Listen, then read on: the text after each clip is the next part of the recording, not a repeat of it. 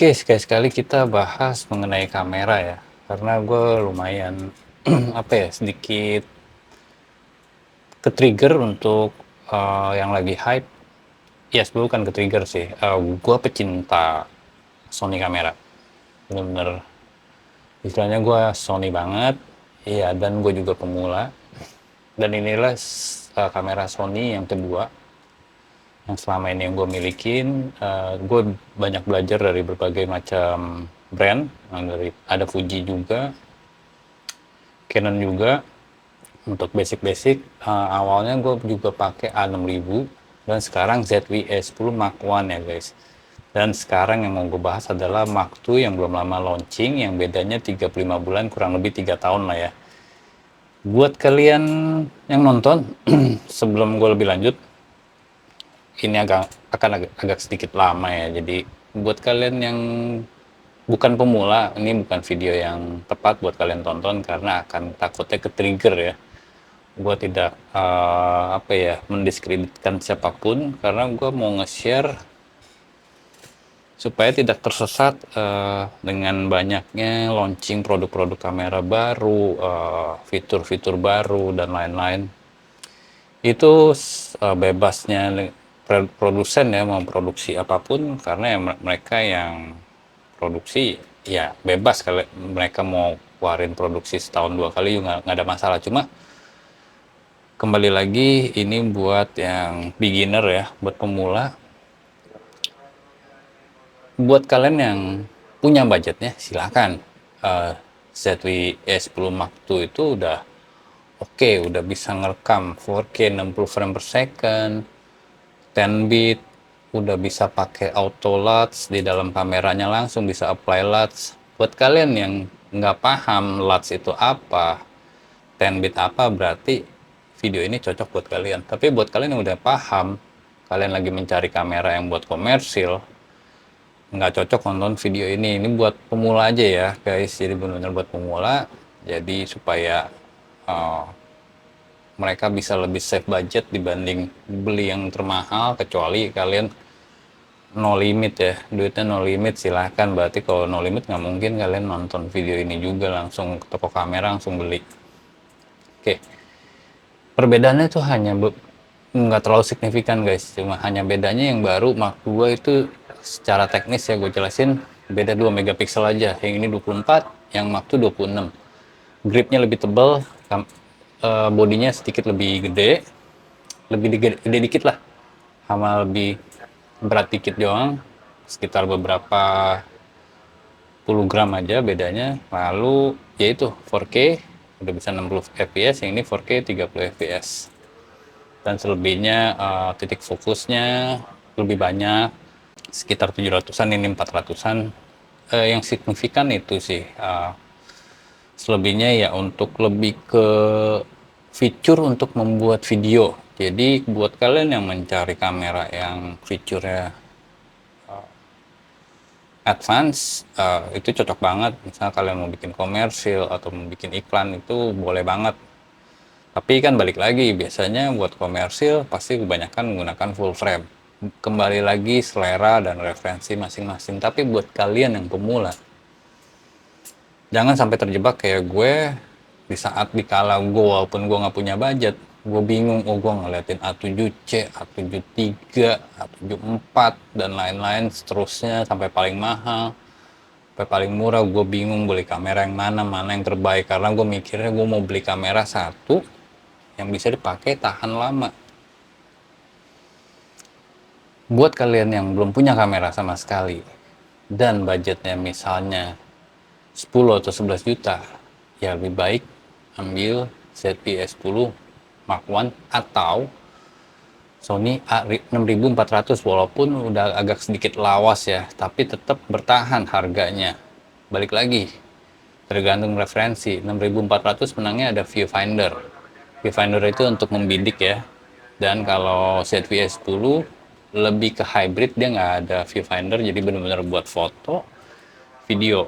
Dan gue sendiri pribadi menggunakan ini hybrid. Gue banyak bikin video, misalnya buat TikTok atau buat YouTube gue. Dan satu sisi gue juga hobi foto-foto. Lebih baik menurut gua ya, kalian bisa punya budget 16 juta, lebih baik beli body ZV-10 Mark 1 5 jutanya misalnya beli Sigma yang 56 mili atau yang 16, tergantung kalian kebutuhannya mau apa fotonya atau membuat video. Dan ada faktor lain yang gue nggak pernah kepikir dari dulu.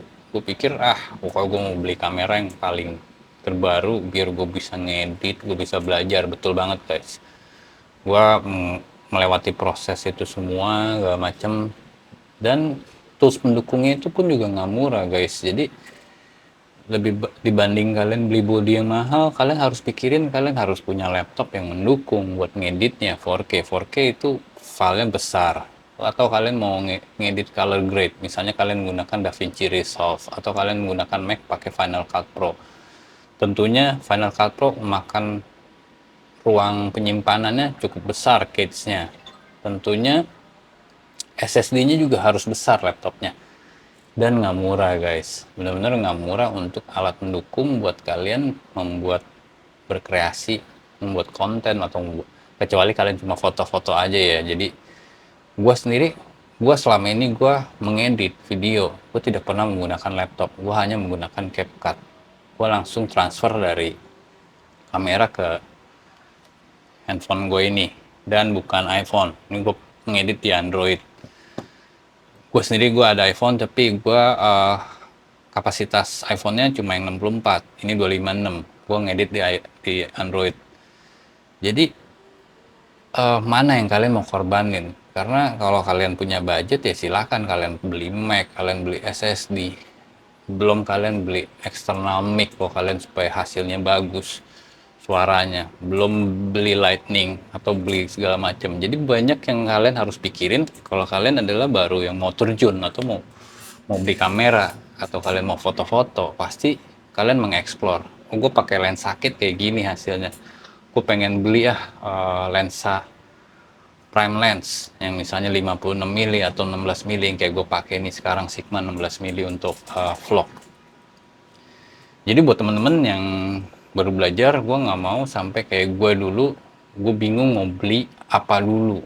Jadi kalau memang budgetnya misalnya kalian cuma butuh beli cukup misalnya 6 ribu, selebihnya kalian beli budget buat beli lensa, itu pun juga masih oke banget guys.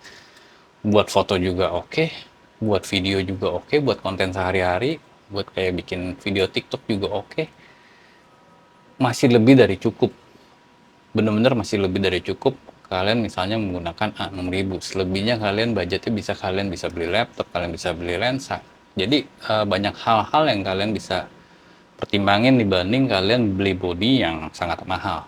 Terkecuali kalian memang punya job, misalnya kalian udah punya toolsnya, kalian udah mendukung, kalian punya laptop yang canggih, yang udah full spec buat ngedit segala macam, silakan, gue tidak melarang. Gue sendiri pun misalnya gue cuma punya kamera A6000, terus ternyata gue punya budget 16 juta untuk beli Mark II, dan gue udah lengkap senjata gue bisa buat ngedit dan lain-lain, ya tentunya gue akan ngambil yang Mark II. Tapi kembali lagi buat yang pemula, tidak perlu yang overkill kayak gitu guys. Kecuali kalian udah konten kreator yang terkenal, yang kalian yang udah butuh kualitas yang tinggi atau buat komersial, itu silakan. Tapi kita bicara konteksnya buat yang baru mau mulai atau mau beli yang sedikit udah canggih dan bisa tahan lama. Ini gue yakin untuk sampai 5-6 tahun ke depan pun masih oke kok, karena buat upload di TikTok aja maksimum Full HD 1080, di YouTube juga bisa 4K, tapi nguploadnya lama. Balik lagi, kalian mau ngedit segitu lama, file segitu besar, hanya untuk misalnya shorts atau video pendek di TikTok, atau kecuali balik lagi konten apa yang mau kalian buat, itu aja sih. Tapi kalau yang baru coba-coba, baru belajar, yang kayak gue juga masih belajar terus, gue mulai upgrade dikit-dikit, gue mulai beli external mic atau gue pakai beli lightning, karena masih banyak tools yang kalian perlu beli. Itu aja sih, supaya kalian tidak tersesat dengan informasi-informasi yang simpang siur, banyak kamera bagus dan lain-lain. Disesuaikan aja dengan budget kalian, karena menurut gua apa yang gue punya ini adalah yang terbaik menurut gua. Maksimalkan kamera kalian, pelajari kamera kalian, pelajari karakternya, sampai dimana kalian udah tahu, oh ini sudah limit, skill gue udah limit di kamera ini, gue harus upgrade. Disitulah kalian baru boleh upgrade. Dan gue sendiri pun di sini belum maksimal ini. Dan buat kalian yang suka, gue ini tidak color grading lagi, gue menggunakan film simulation langsung dari kamera, tanpa diedit lagi, hanya cut atau sempurnain suaranya dan lain-lain. Oke, itu aja sih. Udah 10 menit gua ngobrol. Semoga kalian suka dengan informasi ini. Jadi gue tidak mendiskreditkan siapapun. Gue suka Sony. Buat orang yang punya budget, silahkan. Buat kalian yang pemula, dipikir ulang. Lebih baik save budgetnya untuk kepentingan yang lain. Oke, see you guys. Bye.